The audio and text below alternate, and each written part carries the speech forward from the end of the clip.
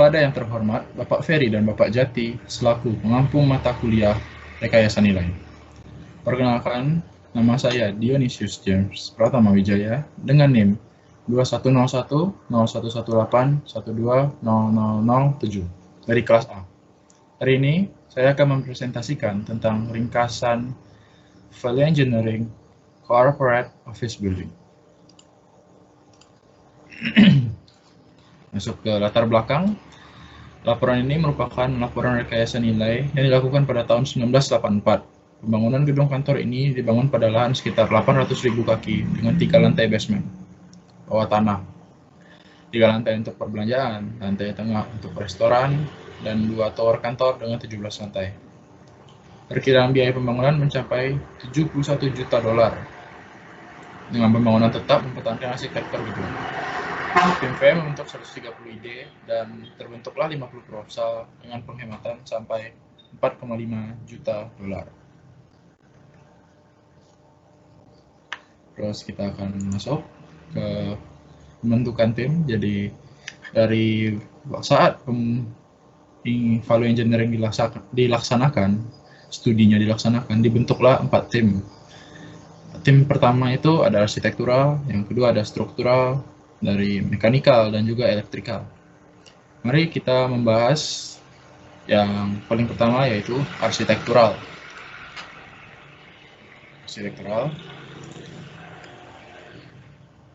Dari arsitektural sendiri ada 16 proposal yang dibuat, yang muncul ide, yang akan tidak semuanya digunakan. Hanya sekitar 6 saja yang digunakan, yang memiliki peluang atau potensi penghematan yang paling besar. Untuk yang pertama, itu adalah pemberhentian elevator pada lantai atas dan menambah elevator hidraulik untuk basement, serta memberhentikan lift di setiap menara pada lantai ke-16.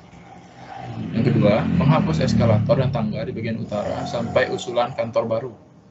Yang ketiga, menggunakan dinding dan interior dinding lebih murah namun memadai. Yang keempat, memindahkan dan menghapus 1 set tangga luar menuju basement yang tidak diperlukan. Yang kelima, menggunakan material yang lebih murah namun tetap menjaga mutu dan material tersebut. Yang keenam, meningkatkan ruang yang tidak terpakai sebagai tempat untuk disewakan, sehingga menambah income. Dari yang pertama sampai yang pertama itu terdapat penghematan sebesar $1,33 juta. Yang kedua, $750.000. Yang ketiga, $500.000. Yang keenam, $130.000. Maksud saya yang keempat.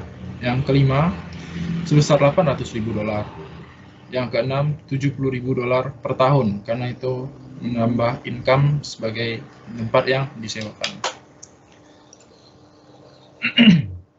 Mari kita masuk ke yang bagian tim kedua, yaitu struktural. Oke, jadi dari struktural itu sendiri terbuatlah 9 proposal ide dasarnya. Terus yang digunakan hanya 3 saja. Yang pertama ada menggunakan plat lantai hollow core precast untuk basement dan lantai tower. Jadi digunakan itu plat lantai yang ada bolong-bolongnya gitu, supaya lebih menghemat dan itu tidak membuat struktur lebih ringan, karena itu bolong dan tapi dengan kekuatan yang tidak jauh berbeda dari plat lantai biasa. Itu penghematan bisa sampai $1,44 juta. Yang kedua, menghapus lantai 4 dan 5 basement yang digunakan untuk penyimpanan dan memindahkan tempat penyimpanan. Itu penghematan bisa sampai $530.000. Yang ketiga, memodifikasi plat lantai menggunakan plat 2 arah dan balok tanpa precast. Ini bisa menghemat sampai $800.000. Jadi kita lanjut ke tim yang ketiga, yaitu mekanikal. Nah, dari mekanikal sendiri itu merupakan ada 17 proposal dasar, proposal dasar dan mekanikal opsional. Yang dipilih hanya 5 saja. Yang pertama, menghapus penthouse lantai 2 dengan memindahkan tangki air ke atap dan penghapusan basement lantai 4 dan 5. Sesuai yang struktural tadi, itu bisa penghematan sebesar sampai 1 juta dolar. Yang kedua, memodifikasi sistem penyimpanan energi panas dengan memindahkan penyimpanan basement lantai 1 hingga 3, serta memindahkan ruang pompa ke lantai 1 basement. Penghematannya bisa sampai 450.000 dolar, dan karena itu bisa pendapatan bisa bertambah sebesar 54.000 dolar karena tempat yang disewakan per tahunnya ya. Yang ketiga, meningkatkan cakupan kotak variabel volume udara. Cakupan sekarang 270 SF per kotak. Itu penghematan bisa sampai 370.000 dolar dan biaya perawatan 25.000 dolar per tahun. Cukup jauh ya dari penghematan dan besarnya perawatan yang dilakukan per tahunnya. Jadi itu anggapannya untung lah harusnya karena lebih penghematannya lebih besar gitu ya. Yang keempat, menggunakan throwers yang lebih ringan untuk pengganti difusi linier. Menghasilkan sistem plafon yang fleksibel untuk tata letak penyewa dan penghematan. Ini bisa menghemat sampai 265.000 dolar. Ada 3 saran lain, yang nomor 5 ini ada berupa 3 saran lain, cuma saran doang dari segi mekanikalnya. Nah, yang pertama itu ada menghapus meteran menggunakan biaya proposal untuk penyewanya. Yang kedua, menggunakan sistem temperatur ASRAE dengan 78 Fahrenheit untuk musim panas dan 68 derajat Fahrenheit untuk musim dingin. Yang ketiga, ada memperhitungkan ruang plafon untuk mengurangi modal. Maksudnya itu untuk modal awalnya sendiri tidak besar karena kita tidak langsung memasang plafon. Jadi ketika pembeli sudah masuk gitu ke dalam untuk menyewa tempat itu, nah dari tergantung kemauan pembeli nanti akan dipasang plafon yang mereka mau, karena kan tiap-tiap orang pasti memiliki keinginan beda dan tujuan yang berbeda juga kenapa mereka menyewa itu. Kita akan lanjut ke yang selanjutnya, yaitu elektrikal dari gedung ini. Jadi ada 9 proposal dengan yang utamanya hanya 4 berikut ini saja. Yang pertama, mengkonfigurasi ulang distribusi elektrikal dengan menggunakan tegangan tinggi ke penthouse dan mengganti lokasi transformer ke beberapa lantai. Ini penghematannya sampai 1,73 juta dolar. Kedua, mengkonfigurasi ulang distribusi elektrikal HVAC menggunakan 380 volt daripada 240 volt. Penghematannya bisa sampai 1,3 juta dolar. Yang ketiga, mengurangi beban tenaga darurat dengan menggunakan pompa kebakaran tenaga diesel, cadangan baterai untuk listrik darurat, dan mengurangi keadaan darurat. Generator yang digunakan adalah 1000 kVA untuk mencapai syarat minimum perusahaan. Dan ini penghematannya bisa mencapai 650.000 dolar. Yang keempat, menghapus penekanan pencahayaan untuk bagian dalam dinding eksterior di daerah kantor. Mengganti dari parabola menjadi yang lebih murah. Penghematannya bisa sampai 350.000 dolar. Kita masuk ke bagian pembiayaan dari gedung ini. Kita masuk. Ini tim VE dan perwakilan AE menyepakati harga dasarnya itu sebesar 70.634.000 dolar. Dengan bangunannya sekitar 35.000 SF. Tim VE mengembangkan 45 proposal perubahan dengan kemungkinan penghematan biaya awal sampai 14,5 juta dolar dan 19,4 juta dolar untuk life cycle cost dengan diikuti 500.000 dolar per tahunnya. Nilai yang di sini nih, tabel yang itu tidak termasuk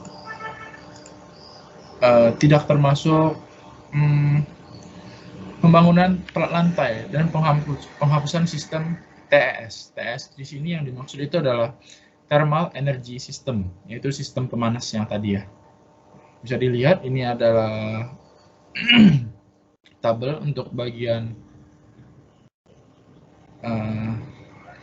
pembiayaannya semuanya secara keseluruhannya gitu. Oke, ini merupakan gambar diagram phase-nya, Cosworth modelnya. Bisa dilihat ini. Nah, ini merupakan penghematan yang terjadi di bagian keempat tim tadi. Ada sektor arsitektural, struktural, mekanikal, dan elektrikal. Nah, itu ada jumlahnya sebesar 14,649.727 rupiah dan maksudnya dolar, 727 dolar. Ini penghematannya cukup sangat besar dari yang sebelumnya. Oke. Untuk memastikan pengeluaran sesuai dengan rekomendasi tim VE, maka digunakan perkiraan biaya oleh tim VE. Ini merupakan ringkasan yang dibuat oleh tim VE sendiri. Karena kalau perkiraan biayanya itu kan kita kan value engineering ini mengganti barangnya ya gitu. Karena kita mengganti barangnya, berarti kan harganya di pasaran kita belum tahu, harus langsung survei ke lapangannya. Tapi di sini tim VE sudah membuat kita menggunakan biaya yang diperkirakan oleh si tim VE gitu. Jadi ini tabel berikut ini merupakan rekomendasi dari tim VE-nya gitu. Oke, ini berikut juga ada rekomendasi dari tim VE, dari strukturalnya, dari elektrikalnya. Kalau yang tadi itu tuh secara arsitektural ini ada totalnya harganya segini, 6.353.287 dolar. Ini total yang struktural yang lainnya. Ini ada elektrikal yang tadi. Nah, kita akan masuk pada perincian biaya. Jadi untuk beberapa value engineering, beberapa studinya begitu, ada beberapa perinciannya. Perinciannya ini ada yang A4 dan ada yang selanjutnya nanti. Nah, berikut perincian biaya A4 itu merupakan kita tuh menghentikan elevatornya itu di lantai atas. Nah, untuk desain aslinya sendiri, setiap tower memiliki 6 elevator, melayani basement lantai 3 untuk parkir dan tempat berbelanja, dan 14 lantai kantor. Saran desainnya, yang rekomendasinya, memberhentikan elevator di lantai atas, menambah 2 buah 2.500 pound hydraulic elevator di basement setiap tower. Nah, kita akan masuk ke diskusinya. Desain asli tidak memenuhi persyaratan minimum. Proposal yang dilampirkan menaikkan kerja pelayanan elevator dan juga keamanan pribadi untuk tower kantor. Meningkatkan aksesibilitas penyandang cacat, ruang kosong akibat ditiadakan elevator lantai basement dapat digunakan sebagai asrama kecil, tempat air, kantor, dan penunjang lain. Biaya perawatan elevator berkurang dan menguntungkan $300 per pembukaan per tahun. Untuk total area yang bisa disewakan itu tuh sekitar 100 meter persegi tiap lantainya. Nah, yang hilang itu tuh merupakan lantai B4 dan B5-nya ya. Kan tadi kan dihapus tadi itu, jadi sehingga itu bisa digunakan. Ya. Jadi nanti itu kita bisa lihat di gambar berikut. Di gambar berikut ini nih, kita bisa lihat bahwa itu ada penghemat total life cycle saving-nya bisa sampai $1.159.257. Berikut itu ada gambarnya yang di sebelah kanan bawah. Itu mereka menghapusnya, jadi mereka itu langsung mengganti,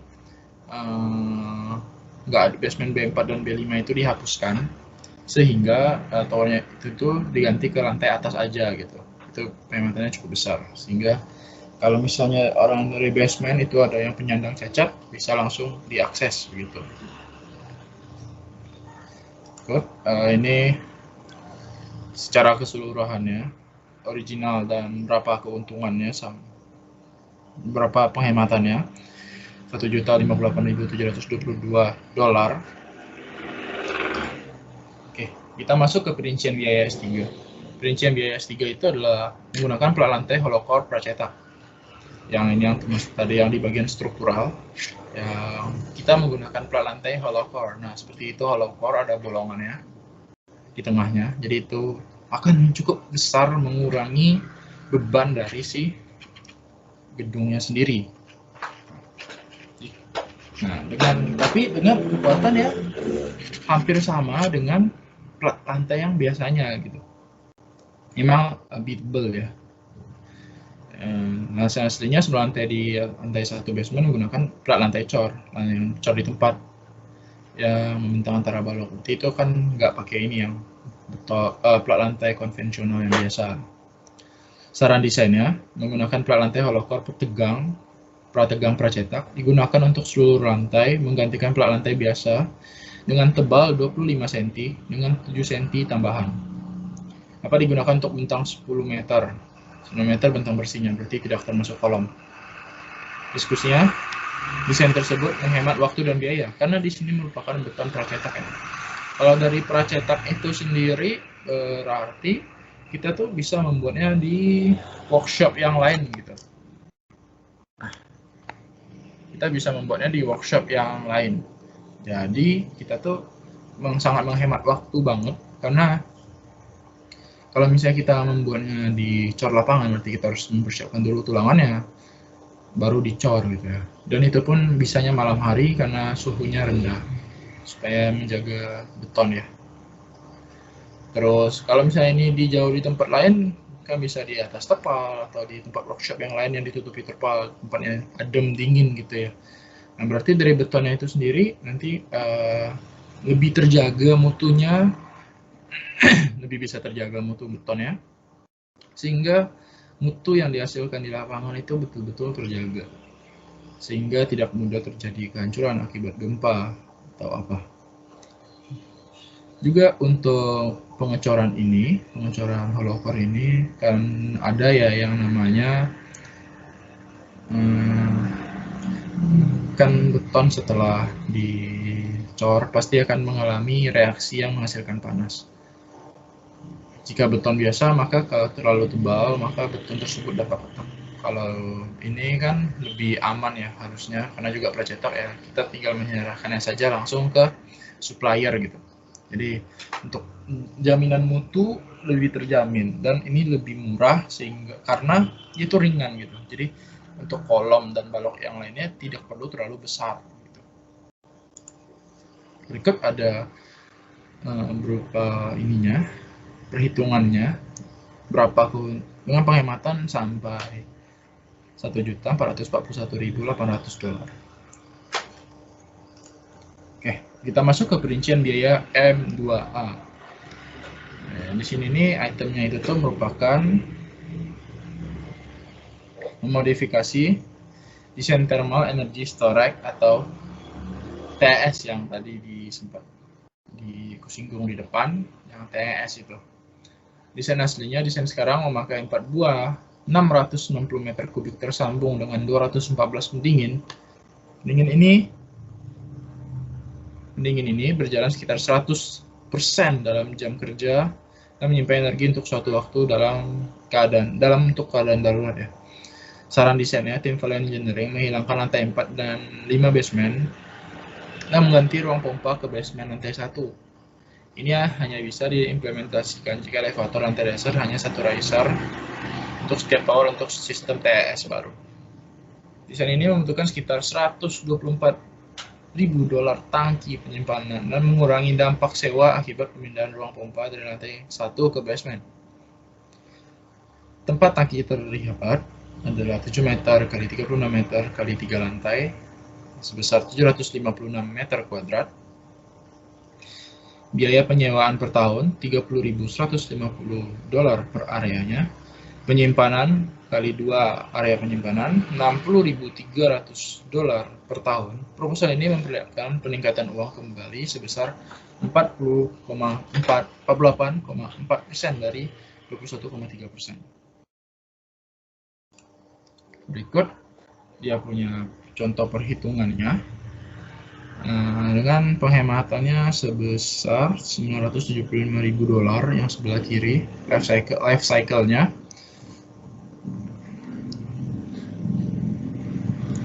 Oke, kita lanjut masuk ke yang ini secara perhitungannya ya. Ini perhitungan untuk yang M2A tadi. Nah, ini ada elevasi lantai atasnya tuh setinggi 2.950 meter. Rencana elevasi bagian atas penyimpanan 23 meter. Rencana elevasi bagian bawah penyimpanan 12,9 meter.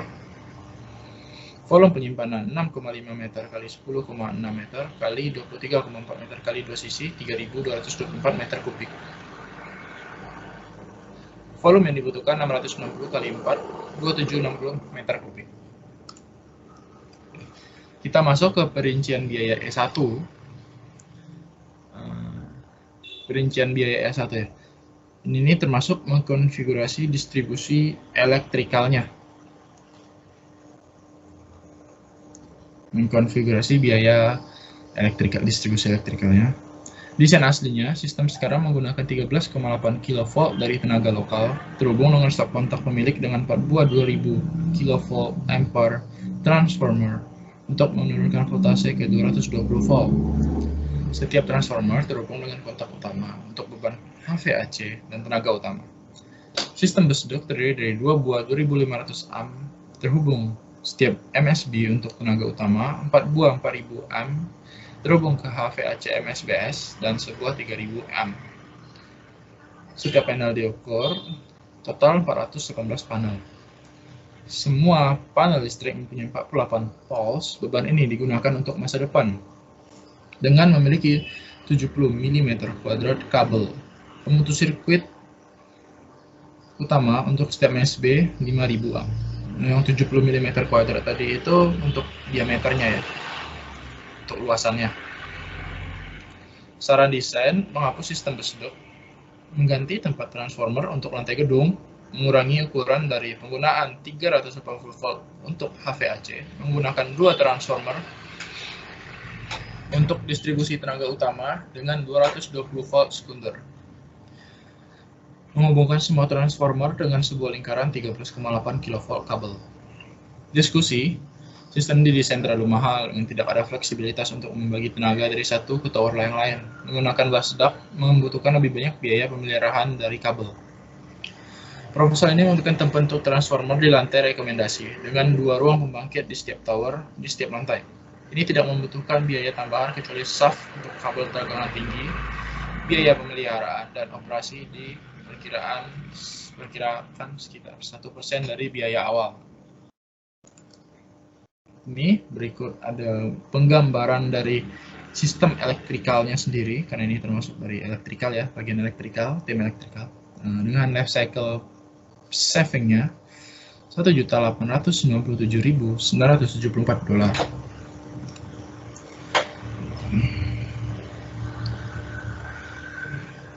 Ini berikut untuk cost worksheet-nya dari recommendation E1. Itu berikut ada banyak sekali ya, ada electrical power distribution yang kita lihat sebelah kiri dulu, ada bus juk sistemnya untuk harga-harganya, ada unit cost dan totalnya. Yang kanan juga sama untuk harga elektrikalnya di lantai tersebut. Saya juga kurang paham itu apa aja, tapi yang merah kabel ada M itu ya. Ini ada juga masih lanjutannya dari si yang tadi, yang macam-macam, ada harganya juga semuanya. Yang ini juga sama, ada kabel untuk harga-harganya, unit cost dan harga-harganya. Kesimpulannya, dari semua rekomendasi di atas, jika mengimplementasikan 50 ide, maka dapat dilakukan penghematan sebesar 212,5 juta dolar. Namun biasanya tidak semua ide tersebut diterima. Namun ide ini bukan hanya untuk menentukan biaya awal, namun juga mempengaruhi biaya lanjutan kepemilikan dalam kisaran 265.000 dolar per tahun. Berarti simpulannya ini nih banyak ide yang bisa terbuat. Dan dari fase value engineering itu ada 6 ya. Berarti ada fase kreatifnya, berarti banyak sekali ide yang terbentuk. Tapi dalam itu kita mengevaluasi kembali apakah ide-ide ini nih semuanya dapat dipakai begitu. Jika tidak semuanya ide dipakai, itu kan ada yang namanya diagram yang dapat menentukan besaran. Jadi kita diagram Pareto. Jadi nanti itu kita hanya menggunakan yang 80%. Jadi dengan contoh dari segi tim ini ada 4 tadi ya. Ada arsitektural, struktural, mekanikal, dan elektrikal. Berarti dari sisi keempat ini, itu tuh tidak semuanya bisa digunakan untuk dilakukan penghematan. Karena yang bisa dilakukan penghematan jika dia itu biaya awal initial cost-nya itu besar sekali dan biaya perawatan atau apanya besar gitu. Penghematannya gitu. Jadi kita tidak bisa memakai yang kecil-kecil juga gitu, karena yang kecil tidak begitu berpengaruh terhadap si proyek pembangunannya itu. Dengan contoh misalnya kita membangun kayak hollow core tadi, jika kita pakai plat lantai itu bakal berat, tapi ya dengan tukang yang biasa-biasa aja gitu bisa. Nah, dengan hollow core harus memakai tukang yang berbeda. Nah, tapi dengan biaya dan beban yang lebih murah, jauh lebih murah, sehingga itu dapat penghematannya cukup besar dari segi kolom dan balok yang lebih kecil ukurannya, atau dengan segi yang lebih aman, karena kalau jika tetap dipakai kolom dan balok yang sama bakal lebih ringan ya harusnya dan lebih aman gitu. Berarti itu juga sudah memperlihatkan pengurangan biaya yang signifikan besarnya juga, karena itu ada minimum beban dan penghematan. Wah, jadi kita tidak bisa mengambil yang kecil karena itu tidak begitu berpengaruh. Jadi kita lebih mengambil yang secara besarnya dalam pengevaluasiannya. Dalam segi ide kreatif juga langsung diambil pembuatan idenya, cuma yang empat terbesar, yang 80% terbesar, 80% dari itu tuh